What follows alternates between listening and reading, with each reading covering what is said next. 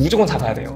무조건. 진짜 저 같으면 어떻게든 할 수 있는 방법을 만들 거예요. 정말 어떻게 해서든. 주변 시세보다 20억 싼 강남 아파트가 나왔습니다. 지금부터 역대급 로또 청약을 소개해드리겠습니다. 오늘 소개해드릴 청약 단지는 레미안 원밸리 아파트입니다. 한강을 중심으로 아래쪽에 있는 압구정동이 있고요. 그리고 그 아래쪽으로 반포동이 위치해 있습니다. 자, 원밸리 아파트입니다. 신반포역을 이용할 수 있습니다. 고속버스 터미널 여기 있는 거예요. 9호선이 지나죠. 3호선이 지납니다. 그리고 7호선이 지나요. 3개가 지납니다. 고속버스 터미널이 있습니다. 그리고 여기 또 뭐가 있을까요? 대한민국에서 매출이 가장 높은 백화점이 있죠. 신세계 백화점이 있습니다. 그 아래쪽으로 가톨릭대학교, 성모병원이 있습니다. 조금 위쪽으로 가면 뭐가 있어요? 반포 한강공원이 있습니다. 교통 또한 말해서 뭐해요? 올림픽대로 바로 탈 수 있죠. 그리고 우리가 흔히 말하는 강남 접근성이라고 하는데 9호선을 타고 가게 되면 신논현역까지 세정거장이면 갈 수가 있는 거예요. 남향에 가까운 동향이에요. 앞에 막히는 게 있나요? 없나요? 없어요. 그렇기 때문에 너무 좋다고 볼 수 있습니다. 딱 봐도 어때요? 너무 살기 좋은 곳처럼 보여지지 않나요? 딱 한 채 나온 거예요. 여기를 반값에 분양을 하니까 많은 분들이 관심을 가지고 있는 거죠.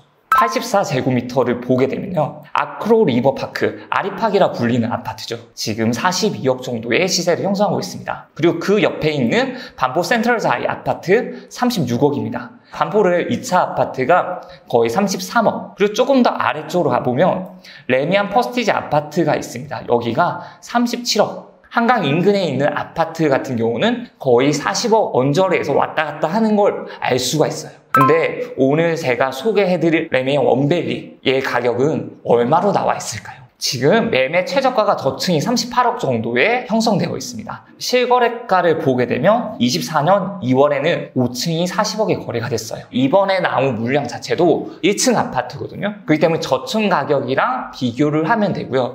84D 타입이고 공급 금액은 19억, 필수 옵션이 들어가 있어요. 최종 공급 금액은 19억 6천 정도가 됩니다.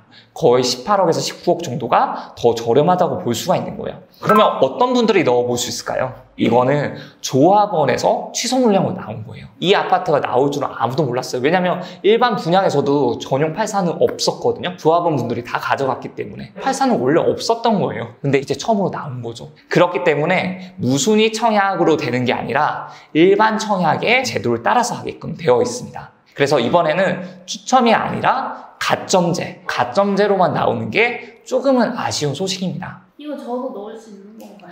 넣을 수 있죠. 나나님도 넣으실 수 있어요. 입주자 모집 공고일 기준으로 해서 서울특별시에 2년 이상 거주를 하고 있어야 돼요. 5월 10일 이전부터 계속 거주를 하고 있어야 돼요. 중간에 어디 이사 갔다 나오게 되면 안 되는 거예요. 연속으로 거주를 하고 있어야 됩니다. 청약통장 자격 요건이 있죠.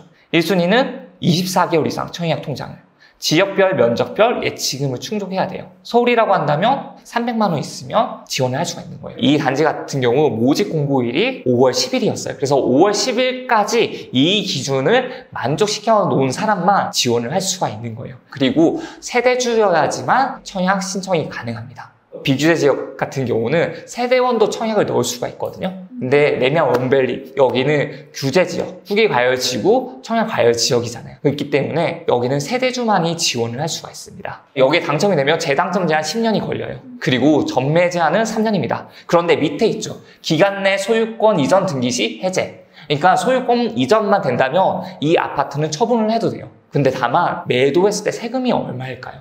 70%라는 거. 20억에 70%? 네, 맞습니다. 그러니까 세금이 너무 아깝잖아요. 그렇기 때문에 어떻게든 버틸 수 있으면 버텨보는 게 좋은 거고, 이걸 만약에 내가 DSR만 감당할 수 있다면 주담대를 받는 것도 괜찮죠. 거주에 있는 기간이 없기 때문에 전세를 주는 것도 괜찮아요. 이제 가점제로 되기 때문에 내 가점이 얼마인지가 중요하잖아요. 가점은 이제 무주택 기간, 그리고 부양 가족수, 그리고 입주자 저축, 가입 기간, 이 세 가지를 통해서 점수가 매겨지는데, 무주택 기간이 15년 이상인 사람이 만점, 32점을 가져가게 됩니다. 그리고 입주자 저축 가입 기간이 이것도 15년 이상, 이게 17점 만점을 가져가게 되고요. 그리고 부양 가족 수가 어떻게 보면 가장 큰데 35점이에요. 그 점수는 6명 이상, 6명 이상이라고 한다면 네, 대가족이 되는 거죠. 자, 그러면 이번에 과연 과점이 몇 점 정도가 나올까요? 조금 높게 나올 것 같아요. 제 생각에 70점은 훨씬 더 넘어갈 것 같습니다. 예를 들어서 나를 포함해서 자녀가 3명 있다라고 한다면 총 5인 가족이 되겠죠. 그럼 여기서 25점이 돼요. 나 빼고 4명이 되는 거거든요. 여기서 25점을 맞게 되면 74점이에요. 이 정도도 당첨이 될까 말까 하는 점수입니다. 쉽지 않죠. 하지만 그래도 이 정도 시세 차익을 가지는 청약들이 많을까요? 적을까요? 많지는 않아요. 그렇기 때문에 경쟁률 또한 낮지는 않을 것 같습니다. 그러면 과연 주택담보대출 받는다. 얼마까지 받을 수가 있을까요? 50%를 받을 수가 있어요. 그런데 DSR은 여전히 40%거든요.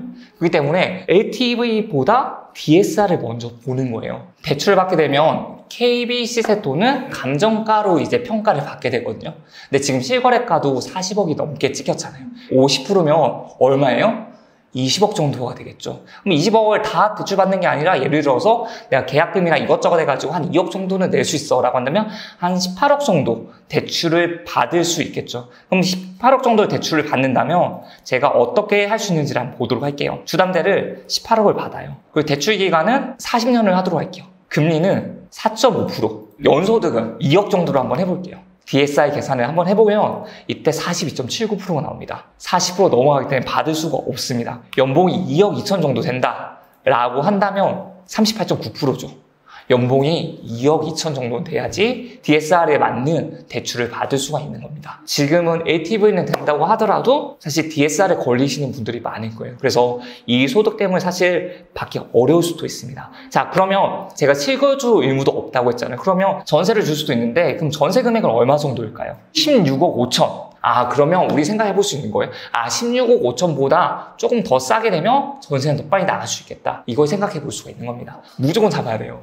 무조건. 조건이 되시는 분들은 무조건 잡아야 되는 아파트예요. 왜냐면 2년, 3년만 가지고 있어도 세금은 확 줄어버리니까. 그걸로 모든 걸 다 갚고 나서도 남을 거예요. 그거 어떻게 넣어야 돼요? 5월 20일 9시부터 17시 30분까지 5시 반까지요. 이때 인터넷으로 넣으시면 돼요. 청약홈 홈페이지거나 청약홈이라는 앱이 있거든요. 거기서 접수를 하시면 돼요. 청약 캘린더에 보시게 되면 20일에 레미안 원밸리 조합원 취소분이 나옵니다. 그래서 이걸 클릭을 하게 되면 모집 공고문도 볼 수가 있고요.